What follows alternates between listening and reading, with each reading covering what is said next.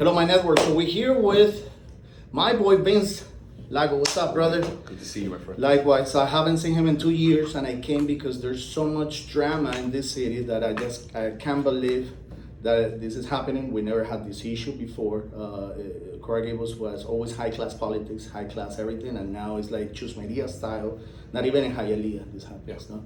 So I came here to talk to him. So Vince, thank you for allowing me to be in your office again. But let's just start by talking. How are you, bro? I haven't seen you in the longest. We're blessed. We're blessed. We live in the greatest city. My family's doing well. My wife's well. My kids are well. We have an election. We have an election this weekend. Our early voting is on Saturday and Sunday from 7 a.m. to 7 p.m. at the Coral Gables Library.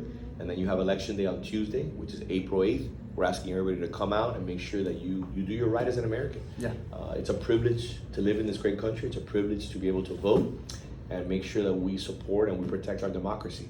And we have a lot of things going on in the city over the last 2 years that have kind of changed the landscape, not for the good, but for the worse. And we've been trying our best to really fight all issues. 100%. So before we start talking about what's happening in the city, Vince, I want to, we're friends, so I want to ask you about what I care about. I'm a businessman, I'm an entrepreneur.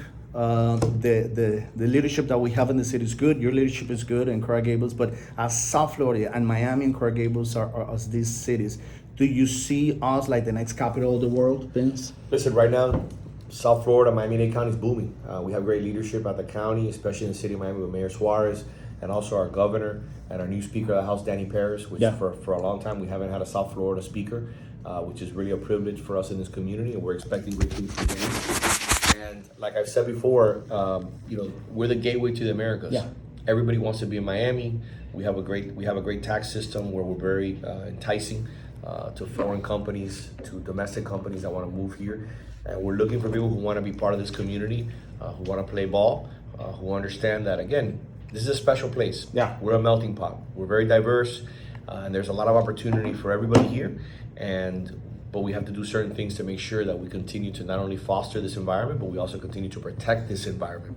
You are a result-driven individual, Vince. Everything, I judge your leadership by the results that you had brought to this city. And whenever, just like I did with Francis, whenever you guys do or say something stupid, I'm gonna challenge you both. But you haven't done anything that I say, you know what, you dropped the ball, this and that. On the contrary, you have done amazing things for the community as far as safety, as far as growth, and all that. How can you describe your legacy and whatever you have done for the city as a mayor all these years that you have been? So I've served for 12 years, 8 years for commissioner and 4 years for mayor. And what I've really focused in on is making sure that I'm the first mayor that is the most transparent mayor. Yeah. For 12 years, you can come and visit me here every single Friday at Open Door Fridays, starting at 2 o'clock and ending at 6, sometimes going all the way up to 8 o'clock at night. Yeah, and I'm gonna stop you there. Vince is the only mayor in South Florida that wants to do that. He's very busy, and just the fact that he gives the time to the citizens to sit down here and then listen. This is a leader that listens to the citizens, which is very important. Go ahead. I listen, I do the best that I can to resolve the issues. We may not always agree, and if I can't help you, I promise that you'll get to some sort of agreement with the city, but we just try to make sure that we're available and that we're front and center. That's one of my biggest points of my legacy, transparency. We also do town halls every quarter. We just had one last week and it was a big success. Another thing that's my legacy is also parks. We've been able to buy and do deals with developers. Well, we're gonna have about 10 parks, brand new parks in our downtown over the next 3 years.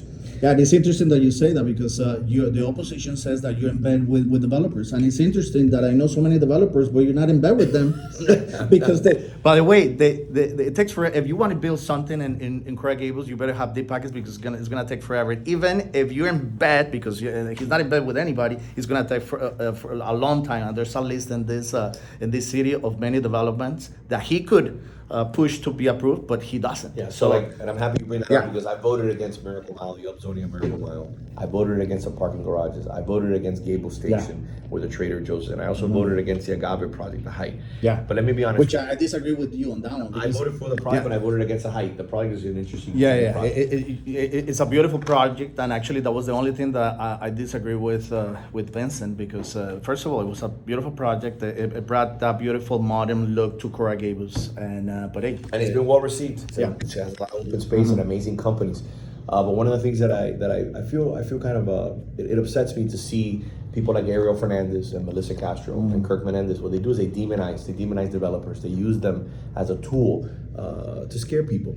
And what we need to do is we need to continue to use our zoning code, uphold our zoning code, and we need to work with these individuals. Everybody has property rights. It's just like when you have your house and you want to build an addition, no one can take the right away from you to be able to build that addition. If somebody owns property in downtown, we have to work with them to follow the zoning code and to do something great. And what I've done is I've asked developers, listen, we're working on this project, but I also need your help. I need you to buy me this piece of land and make it into a park. I need you to add this extra infrastructure, lighting, traffic calming, sidewalks, trees, shade, a canopy.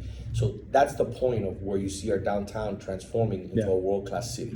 And I've been buying, and we bought over 10 parks for the residential neighborhoods using a mechanism. And we also are delivering on the underline, which started last month, a project that I worked on for 7 years. So, some of the things that differentiate myself from my opponent, Kirk Menendez, is I voted against raising my salary by 101%. Ariel Fernandez, Kirk Menendez, and Melissa Castro raised their salaries by 101%, and they hit it in the budget. Another thing that is critically important is that I want to move elections to November. 28 cities out of 34 in Miami-Dade County have their elections in November. I think it's shameful. It's shameful that we don't move our elections to November. If we did that, we would save over $200,000 a year for the residents during an election, and you would have 5 times more participation. So instead of having 5,000 or 6,000 people vote, you'd have 25,000 to 30,000 people voting. And I think that's critically important. Okay, Vince, why are these commissioners? I just, I talked to Ariel once whenever I supported Alex Bucello, and then, it was on Instagram, he started insulting everybody. Ariel only insults people. I just don't understand that. And I don't know how he won, but fine, he's here.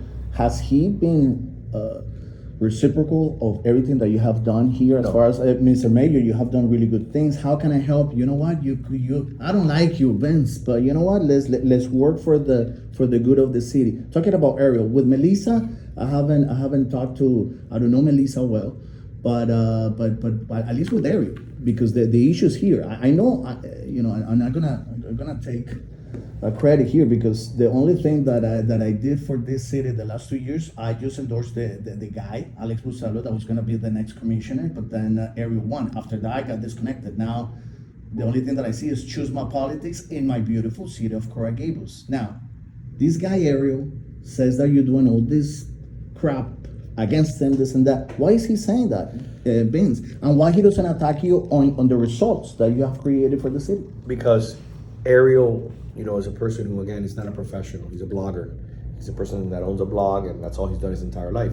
So when you're not a professional and you don't have a business and understand the way the business works and employees, and you have to be results driven every 2 weeks because you got to make payroll. Like us, you have certain leeways that I don't have. I was very clear. He says there's corruption here in the city. I said, perfect. Let's bring in Inspector General, like the city of Miami Beach, and Doral. Ariel Fernandez, Melissa Castro, and Kirk Menendez voted against it. Oh, it's gonna cost too much money. I go, so you raise your salary by 101%, but then you decide to vote against an Inspector General. To me, I think that's something that, again, sends a bad message to the residents, to the business community, because you will not support an Inspector General who's going to come in to supposedly curb corruption, but you will raise your salaries. Another thing that's critically important is that over the last 2 years, I voted to lower property taxes along with Ron Anderson. I remember that. Ariel Fernandez, Melissa Castro, and Kirk Menendez voted against lowering your property taxes. So they give themselves a 101% raise. They vote against an Inspector General. They vote against November elections because they don't want more people voting. And then they vote against lowering your property taxes. That goes to show that these are individuals that are only driven by their own self-interest. I'm here to represent the residents like I do every Friday in open office hours for the last 12 years. We got to get back to business here and always put the city first and understand the decisions we make here and the way that we conduct ourselves have real ramifications here in the city. When you ask about the issue of the ridiculous circus that we have here happening here in the city of Coral Gables, Because it is, I'm sorry, Vince, It's a it is a It's a circus. circus, like- This is the most powerful city in Miami. It's a circus. And it's a circus. And one of the reasons that I'm here is because I was sitting in a beautiful $30 million home in Coco Plum, and and the laugh of the day was the fact that Cora Gables is a joke in the politics, and it's a chus media. I felt so embarrassed, and I said, I know the mayor, and he's doing a really good job. That's why I'm here. Bro, I want to challenge you on everything that they're saying. Do you have proof that everything that they say is a lie, Vincent? So at the end of the day, it's not incumbent on me. They're the ones that are making the statements. Right. So I asked them, you say that someone scratched your car. I heard about a drone. Put a drone. Somebody who ripped off your door handle or puncture your tire. Why haven't you made any police? Right. Why haven't you made any police reports? Well, and where- they're public officials. Why is the district attorney is not doing anything about it? So at the end of the day, they go out there and make these insane accusations because, as I told you before, Ariel's a blogger and he works on clicks, and it's all about momentary, euphoria. Yeah. Get people's attention, make an outlandish statement like he's done in the past. Where they said that I attacked the manager, where they said that I own property in Little Gables, where they said that I stole money from people, where they say that I'm corrupt, and at the end of the day, They can show that. they can show it. Right. It all gets disproven. Yeah. There's an investigation. Everything gets disproven, and guess what happens? At the end of the day, it's old news. You're already Fake news, tarnished 100%. my reputation, Yeah. and you move on. So at the end of the day, look, my goal is this. I want to get Passes elected. We need to support Richard Lara and Rhonda Anderson, two very competent people for commissioner, myself for mayor. We need to move on, bring some respect and dignity back to the city like I had for the first 10 Yeah. years when I worked with over 10 different elected I haven't officials. been in this office for the last 3 years, and everything has changed. The results are the same with Vince, but then the excuse media has to stop. Now, I want to ask you 3 personal questions because you're my boy, so I need to ask you that. Because I like to end in a positive note. What has been your biggest accomplishment, Mr. Mayor? My biggest accomplishment has been being a father to my 2 beautiful daughters. They're amazing, and it's a shame to see them dragged through the mud Yes. in any campaign because family should be off limits. And to me, let me tell you, I'm blessed beyond measure to be a family man and to have the best family in the world. How about your biggest challenge here in the city? My biggest challenge has been dealing with elected officials that don't put the city first, that don't really understand the importance of protecting our brand.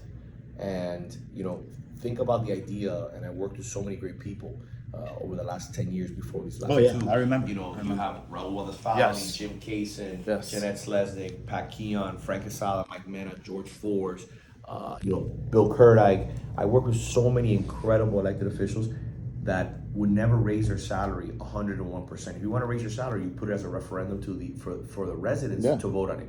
Who would move elections to November? Who would never scream there's corruption when there isn't corruption? Who would never politicize something in an effort to personally gain, like Kirk Menendez, Melissa Castro, and Eric Fernandez are doing? Because at the end of the day, what they're trying to do is achieve something that benefits them, but in turn, they're embarrassing the city. They're making this into a circus. So at the end of the day, that's the biggest challenge, is seeing people hurt the city for their own benefit. Okay, another thing. So changing gears now. You're one of the guys that I admire as a public official, also as an entrepreneur. Francis as well, and Marco Rubio as well. Every time that I see Marco jumping or hopping in a plane to go and do to sell the MAGA policies, I feel very proud. How do you feel about Marco, bro? Because you have worked with Marco, so Marco is homegrown. Marco is Yes, is the little kid from West Miami, bro. His hometown. So at the end of the day, you have a gentleman who grew up down the street and is the 3rd most powerful person in the world. Yes. He's done amazing things for his community. He's represented us at all levels. Yes. Everything from local politics, state politics, to the federal government, and now to see him working on behalf of our great country. To me, whether you're on the left or the right, it doesn't matter. Yes. To me, it's a sense of orgullo, it's a sense of Total. pride to see Marco Rubio out there leading this community, leading this country, in an effort to try to just make this country as good as it can. No, I'm making us proud. So I get a tear eye every time that I see him hop in the plane, He's one of us. and then exactly he's a Latino. Number one, he's a Miami he's a Miami person, Miami product. and Miami product, and I feel very proud about him and about you and about Francis. What do you want to do whenever you finish being a mayor? Listen, A governor? No, tell me. listen, my goal. Tell me. I have we have almost over 70 employees in the private sector business Right. that we run, which is an engineering construction Yes. company, which we build schools and hospitals and a bunch of different things. To me, it's been a privilege to serve this community. I hope I get to continue serving it because, again, as a Coral Gables resident, I do this for my children. I do this for my family. I do this to leave a positive legacy. But at the end of the day, when my time is over as an elected official, I'll continue working in the private sector. I'll continue raising money for philanthropy, for great causes, like we do for children's scholarships, like we do for La Liga contra Cancer, Yes. and for great organizations here in South Florida. But And actually, you know what? I'm gonna stop you there now that you talk about nonprofit, bro. You see, I'm gonna put him on the spot now. You know that one of my favorite nonprofits, because it's very close to my heart, is Camilo's House. it's a great Camilo's cause, House. and we raise a lot of money for Camilo's House. My boy Eddie Gloria, the CEO, Colombian like me, you know him as well. I told him yesterday, bro, I'm gonna be with Vince. What do you want me to ask him? Brother, we need more support. That's what he told Listen, me. well, we purchased two beds in Camila's house Okay. about 10 years ago. I'm very close friends with Bob Dickinson. Every Yes. year I participate in his wine auctions and I donate wine and I've bought tables to support Camila's house. That's a safety net here in the city. Yes. And they're doing a great job in securing as many people, securing as many resources as possible to help as many people in this community as possible who are homeless. And by the way, homelessness, we have to break the stigma that, homelessness is, people just want to be homeless. No, listen, what you're seeing is a lot of mental health Yes. and a lot of drug addiction on the street. Because I know that through Camila's and through all the other elected officials and all the different entities here, they're trying to remove as many people off the streets as possible and get them a better life. But what you're seeing is certain people that don't want to get off the streets, that even Camila's can't help, is because of the mental health issues Yeah. and because of the drug issues.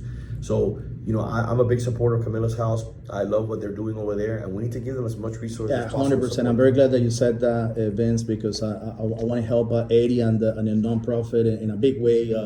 I love his leadership and everything that he's doing, and they need help. And I hope that perhaps that now Melissa and Ariel are there. Perhaps we should unite on this and then put something on the table to bring more money to Camilo's house. You never know. How about that? Me, private citizen, asking for and reaching a branch of Olive Ranch. That's how you say it. So I'm very glad that you did this for me, bro. Every time that I call this guy, he's always available, not just for me, for everybody. And I respect your leadership. I'm sorry that you're going through all this, but somebody told me once, if you have many haters, that means that you're doing many things right. But at the end of the day, you just have to work for the public and work for the citizens, and all this BS has to stop. There's light at the end of the tunnel. Yeah. And we ask everybody to come out and vote this weekend at the library, Saturday and Sunday, from 7 a.m. to 7 p.m. You're gonna be there. And also to your corresponding precinct on Tuesday, April 8th, from 7 a.m. to 7 p.m. We're doing God's work. We're blessed to serve this Amen. community. And I want to thank you, EPHRAIM, for always being in our corner and always asking the tough questions and putting our city first. No, which is I'm very making the important. time because I'm very busy, and I made the time not just not just because I feel bad that a friend of mine is being slandered by really sensitive accusations of crime intent, criminal actions that these people are labeling you that you're doing. And then I just wanted to hear it from you. And We've gotten so many calls, Yeah. my friend. We've gotten so many calls and emails from people who said, "Look, this is not the city of Coral Yeah. Gables. This is embarrassing, and this only started 2 years ago." Yes. And it started with, obviously with the election of Ariel Fernandez, who is a blogger, who knows nothing else but being a blogger, and who knows nothing else but screaming all kinds of ridiculous accusations, and we'll deal with the ramifications later. This hurts our city. This Yes. hurts our brand. We can do much better. So we ask people to get out there, vote, and make your voice heard. Thank Awesome, you, and brother. God bless. thank you, brother. You see,